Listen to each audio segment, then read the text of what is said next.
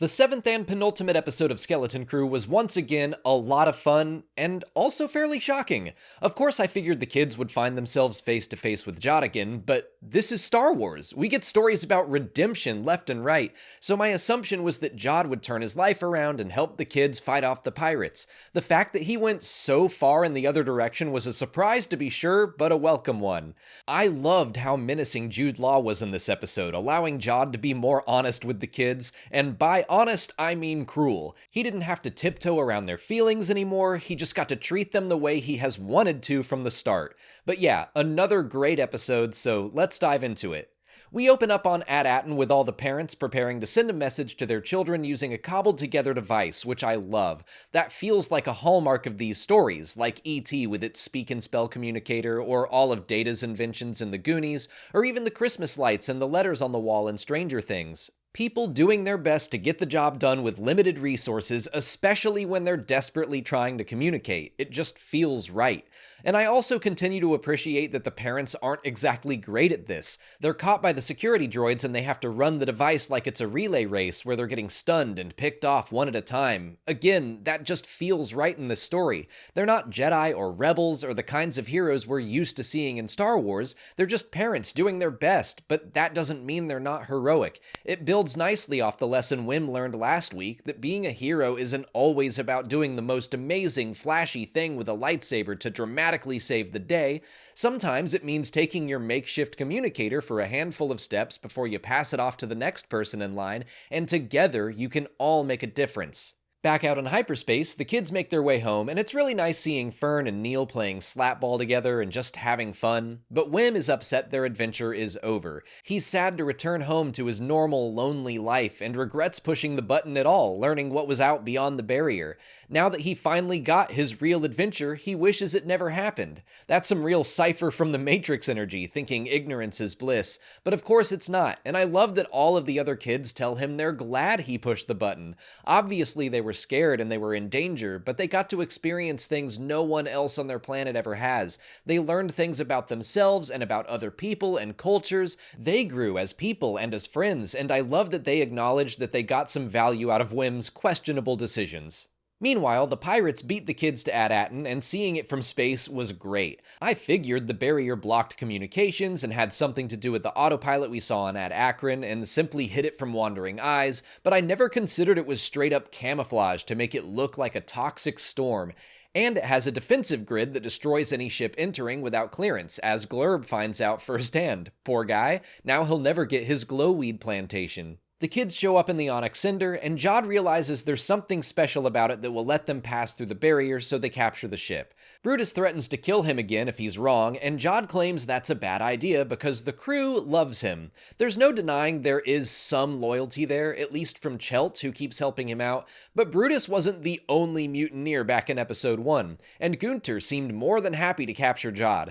But I do think there is a part of Jod that wants to be loved by his crew. He has had these moments of honesty where he tells the kids he's lonely, and I believe him. I think he wants to actually belong somewhere, but the pirate life and greed has a stranglehold on him. He loves credits more than anyone or anything, so how can he expect to be loved by his crew? And he certainly doesn't trust his crew, and the Clone Wars says to love is to trust. It's interesting when we get these little moments of accidental honesty from Jod, but I really don't know if we'll be getting any more of that. I was shocked to see him kill Brutus in cold blood, and from that point forward, he is a straight-up pirate. And not the fun kind, like Hondo Ohnaka in Star Wars Rebels, the ruthless kind, like Hondo Ohnaka in the Clone Wars. The scene where the kids hear the messages from their parents was really sweet. I remember being at summer camp for weeks, and getting letters or video messages from my parents was the best. Of course, there are also some interesting nuggets of information in there, like the people of At-Aten learning more about their planet when they graduate, but the sweetest moment is Wendell apologizing to Wim for not hearing his son. I think that connects back to Wim's anxieties about returning home. He's not just worried about having to take the assessment test, he's worried about being lonely. He misses his mom and his dad is always working, but now he sees his father showing that he needs his son back, and I think that sends Wim back into action mode. Before they can make a plan to retake the ship, he goes full Leroy Jenkins and charges in. Is that something people still reference, Leroy Jenkins? Sorry, I just realized that video is 20 years old and I'm feeling my own mortality. Anyway, SM33 fills everyone in on the good old pirate code and says that a captain can lay claim to only one ship at a time.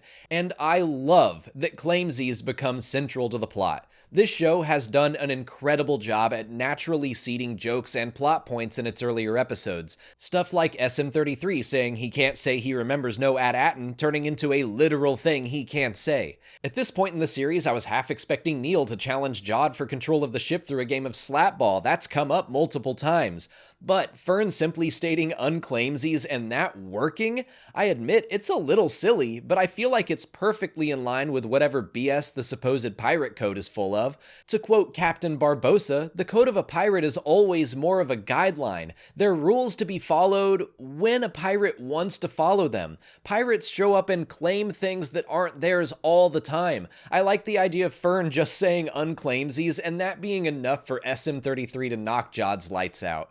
There's a fun little action sequence as 33 flies the kids through the defensive grid, and we learn even more about the Onyx Cinder. The reason it had to be armored up and painted as a pirate vessel is because it was originally from at-atin. That's so great. Wim was so full of wonder in the first 2 episodes, exploring this insane pirate ship that was really just a boring old ship that worked a boring old job on his boring old planet.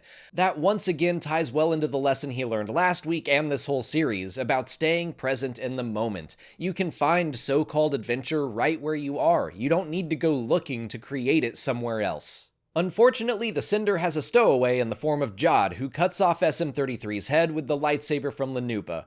First of all, 33 will be fine. C-3PO got his head knocked or shot off all the time and he's still kicking. There's no reason 33 can't be fixed. He'll be fine. Either he'll be fine or I am in complete textile denial after what happened to him in the Bad Batch.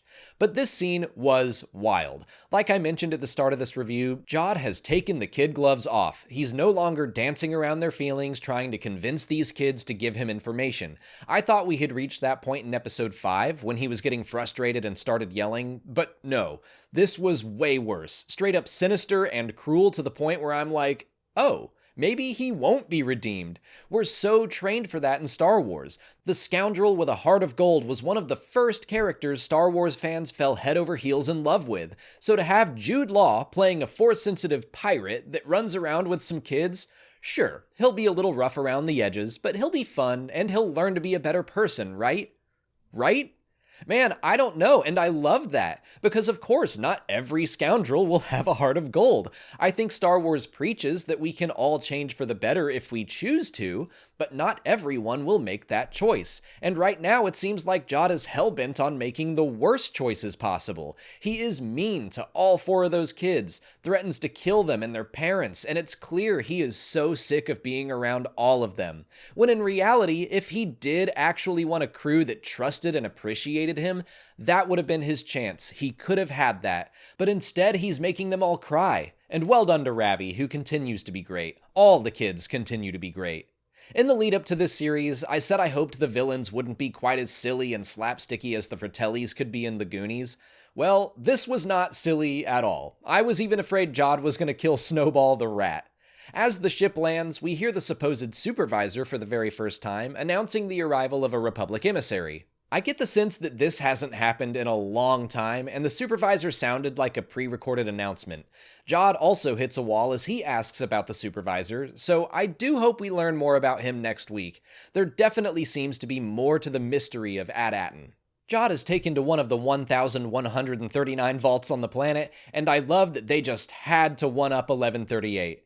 Inside, he seems genuinely, ecstatically overjoyed to see so much money, happier than we have seen him this entire series. And then we cut to the joy of children and parents reuniting, showing their happiness together while he remains alone. He ignites his lightsaber, again threatening to tear them all apart, and that's where we end. I know early on this season I whined about structure and pacing, but I do not have those complaints at all anymore. A lot of times we'll get to the second to last episode of a Disney Plus series, and I'll wonder how they'll wrap it all up in just one more episode. I feel like one more episode will be plenty of time to answer some lingering questions, and maybe give Jod one last chance to turn things around and find some real belonging. Or throw him in jail, he deserves it. I still think Kim and the New Republic will make another appearance, and maybe At-Aten will no longer be isolated at the end of the story. I'd love to find out how much the adults know about the rest of the galaxy, but right now, I'm just happy with the series. It's been a fun ride, and I can't wait to see how it ends. So I'm gonna wrap up for now. If you want, you can check out our episode reaction over on Patreon, and we'll be posting a watch-along tonight or tomorrow as well. And come back here at 6 p.m. Eastern Time for our after-show livestream. Until then, please like this video, subscribe to the channel, and follow us on our socials. As always, thanks for watching, and may the Force be with you.